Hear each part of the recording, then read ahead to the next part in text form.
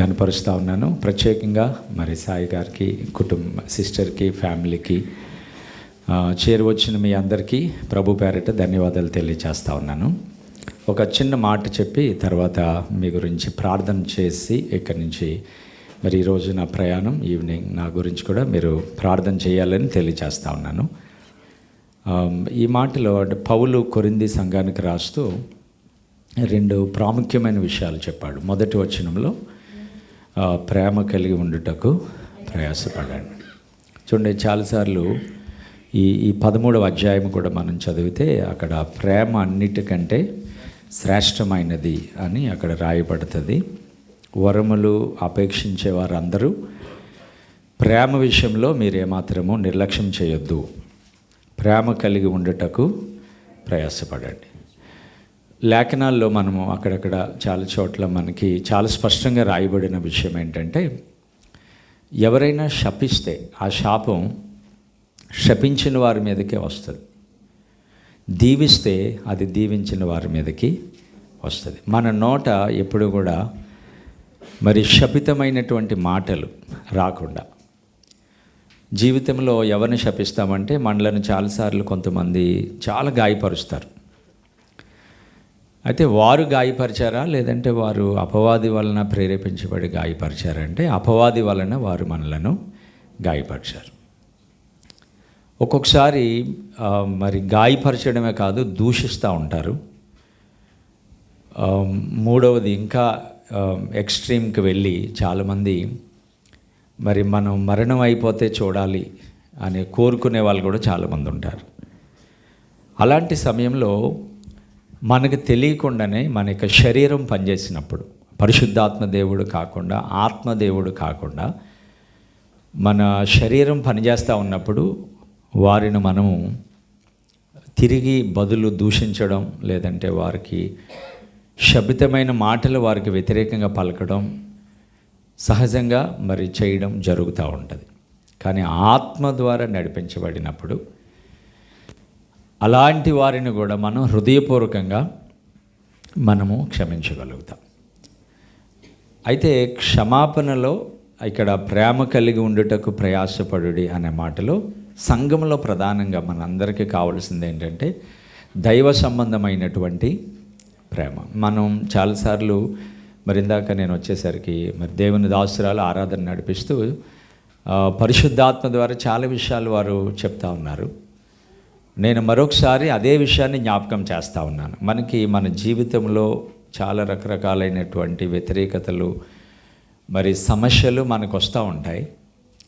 కానీ సంకుచితమైనటువంటి మనసుతో దయచేసి ఎవరు ఒకరినొకరు తోలనాడొద్దు, దూషించొద్దు, ఎవరిని తక్కువ చేసి మాట్లాడకండి, అందరినీ ప్రేమించండి. ఈవెన్ వాళ్ళు చూడండి, ఒక్కొక్కసారి వీళ్ళు మనకి తిరిగి ఏమీ చేయరు అనుకుంటే వారిని ఇష్టానుసారంగా మాట్లాడతాం, వాళ్ళు మళ్ళీ మనల్ని దాడి చేస్తారు, వారు మళ్ళీ మన మీద వ్యతిరేకంగా మాట్లాడతారు అనుకుంటే అప్పుడు మౌనంగా ఉంటాం. కానీ దేవుని బిడ్డలముగా అన్ని సమయాలలో కూడా ప్రేమను కలిగి ఉండటానికి మనము ప్రయాసపడి ప్రార్థన చేయాలి. నేను 31st నైట్ ఈ సంవత్సరం 2025 ప్రార్థనలో ఉన్నాను. ప్రార్థనలో ఉంటే నాకు కొన్ని పేర్లు, ఒక 4, 5, 6 పేర్లు కనిపిస్తూ ఉన్నాయి. లిటరల్గా ఆ పేర్లు కనబడతా ఉన్నాయి. ఈ పేర్లు ఇంతకీ ఆ పేర్లన్నీ నాకు కొంత వ్యతిరేకత చూపిన వారు అనమాట. వాళ్ళు చాలా సంవత్సరాలుగా సేవలో ఉన్నాను. వారు కొన్ని మిస్అండర్స్టాండింగ్స్ వల్ల చాలా వ్యతిరేకతగా చాలా గాయపరిచిన పేర్లు అనమాట. ఇదేంటి ప్రభా, నాకు 31st నైట్ ఇలాగ కనబడుతున్నాయని నేను అనుకుంటా ఉన్నాను. దేవుడు నాకు చెప్పిన విషయం ఏంటంటే వాళ్ళ ఫ్యామిలీస్ గురించి ప్రార్థన చేయమని చెప్పాడు. వారు నిన్ను గాయపరిచారు, కానీ వారిని నువ్వు దీవించి ప్రార్థన చేయడం వల్ల మరి నిశ్చయముగా నీ పరిచర్యలో చాలా అభివృద్ధిని నువ్వు చూస్తావు అని ప్రభు చెప్పినప్పుడు వారందరిని గురించి 1 by 1 మరి ఆ పేర్లు ఎత్తిపట్టి వారి ఫ్యామిలీస్ గురించి నాకు తెలుసు. వాళ్ళందరి గురించి హృదయపూర్వకంగా కన్నీటితో ప్రార్థన చేశాను. ఇంకా పెరిగింది నాకు అప్పుడు అభిషేకం, ఇంకా నాలో పెరగడం అనేది జరిగింది. ఈరోజు అండి మీరు అందరూ దేవుని ఆత్మతో నింపబడాలి. దేవుని ఆత్మతో నింపబడాలంటే ప్రేమ దేవుని సన్నిధిలో అడగండి. ప్రభా, మేము ప్రేమ కలిగి ఉండడానికి ప్రయాసపడాలి. అంటే పరిస్థితులు అనుకూలించవు. అయినా సరే మనం ప్రేమను వెతుక్కుంటూ వెళ్ళాలి. మరి ఆ ప్రేమనే మనం అనేకులకి పంచాలి. తర్వాత ఆత్మ సంబంధమైన వరములను ఆసక్తితో అపేక్షించండి. విశేషంగా మీరు ప్రవచన వరమును అపేక్ష. ఈ 3 విషయాల్లో రెండవది ఏంటంటే ఆత్మ సంబంధమైన వరాలు మనందరికీ కావాలి. అయితే అపేక్షించాలని ఉందండి. ఒకసారి అందరూ అపేక్షించండి అని చెప్పండి. అందరూ అపేక్ష ఏంటండి అంటే దాన్ని ఆశపడడం అని. Desire for the gifts of the holy spirit అని ఉంటుంది. Spiritual gifts, desire for the spiritual gifts. ఆత్మ సంబంధమైన వరములను మీరు ఏం చేయాలి? అపేక్షించండి, అంటే కోరుకోండి. చూడండి, ప్రార్థనలో చాలాసార్లు దేవుని ఆత్మతో నింపబడాలంటే, దేవుని యొక్క ఆత్మ నింపుదలలోనికి వెళ్ళాలంటే ఆశ ఉన్న వాళ్ళు నింపబడతారు. ఆశతో ఉండాలి. ఆశ లేని వాళ్ళకి దేవుడు ఆత్మని ఇవ్వడు. ఆయన ఆత్మ మనలో ఉన్నాడు, కానీ ఆయన ఎప్పటికప్పుడు మరలా ఆయన మనలను నింపుతూ ఉంటాడు. చూడండి, ఆత్మ నింపుదల వేరువేరుగా ఉంటుంది. ఆత్మ నింపుదలను బట్టే ఒక సేవకుడు వాడబడము, వారి స్థాయి మనకి చాలా స్పష్టంగా అర్థమవుతుంది. చార్ల్స్ ఫిన్నీ చరిత్రలో చాలా బలంగా వాడబడ్డారండి. ఆయన ఒకసారి ట్రైన్లో వెళ్తుంటే ఇప్పుడు ప్రార్థనలో ఉండేవాడు. దేవుని ఆత్మతో నింపబడి వాక్యం చెప్తూ ఉంటుంటే ఒకసారి నేను ఆయన మెసేజెస్లో ఆయన గురించినటువంటి జీవిత చరిత్రలో ఏమని చదివానంటే, ఆయన ఎప్పుడు వాక్యం చెప్పినా వాక్యం కంప్లీట్ అవ్వకముందే అందరూ మోకరించి వారి పాపాలు ఒప్పుకొని ప్రార్థన చేసేవాళ్ళండి. ఎప్పుడు ఆయన ఆయన సర్మన్ కంప్లీట్ చేయకుండానే ఆ యొక్క పరిశుద్ధాత్మ ప్రభావం మనుషులను తాకుతూ ఉండేదని ఆయన ఒకసారి ట్రైన్లో వెళ్తూ ఉన్నాడు. ఆయన ఒక లేడీ, ఒక స్త్రీ ఆయన ముందు కూర్చుంది. ఆమె ఒక నర్స్. అయితే ఈయన ప్రార్థన చేసుకుంటూ ఉన్నాడు. అయితే ఆమె కొంత ఈయనని డిఫరెంట్గా వేరే విధంగా చూస్తూ, ఈయన ఎప్పుడైనా కళ్ళు తెరిస్తే బాగుండును, ఈయనతో మాట్లాడవచ్చని శోధించాలని ఆమె అనుకుంటా ఉంది.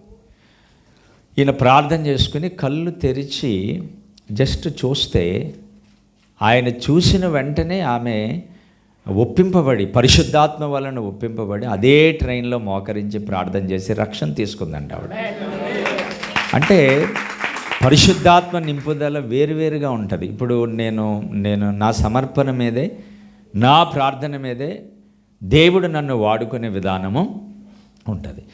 ఇప్పుడు పరిశుద్ధాత్మ వరాలు 9 ఉంటాయండి. 9 వరాలు మీకు రావాలంటే భాషలు మాట్లాడాలి, అర్థం చెప్పాలి, వివేచన వరం ఉంటుంది, తర్వాత విశ్వాసం ఉంది, తర్వాత మనకి ప్రవచించే వరం ఉంది, అంతేకాకుండా అద్భుతములు ఆశ్చర్యాలు చేసే వరం ఉంది, స్వస్థపరిచే వరము ఉన్నది. ఇట్లాగ మనం వరాల గురించి మనం చదువుతామంటే దాని తర్వాత మీరు చదివితే కనుక అర్థమవుతుంది. 12వ అధ్యాయంలో ఉంటుంది 1 కొరింథీలో.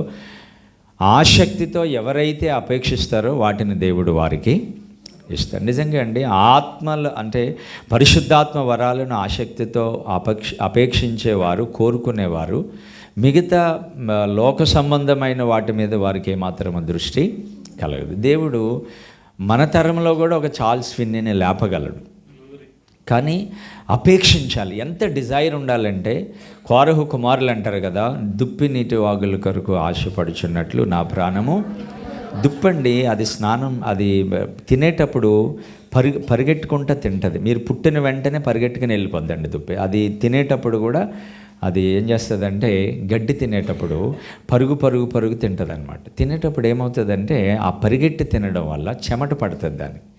ఆ చెమట వాసనకి పులి కానీ ఎలుగుబంటి కానీ వచ్చి దాన్ని తీసుకుని వెళ్ళిపోద్ది, తినేస్తుంది అటాక్ చేసి. కాబట్టి ఆ టైంలో అది తనివి తీరా గడ్డి తిన్న తర్వాత చెమట పట్టి దాని మీదకి దాడి జరుగుతుందని అనుకున్నప్పుడు, ఎక్కడైనా ఒక నీటి వాగు ఉంటే బాగుండనని చూసుకుని ఆ నీటి వాగులో దూకి అదంతా శరీరం అంతా శుభ్రం చేసుకుని తర్వాత తనివి తీరా నీళ్లు త్రాగి తర్వాత మరలా అది వెళ్ళిపోతూ ఉంటుంది. కోరహు కుమారులు చెప్పింది ఏంటంటే, ప్రభా దుప్పి నీటి వాగుల కొరకు ఆశపడుచున్నట్లు నా ప్రాణము.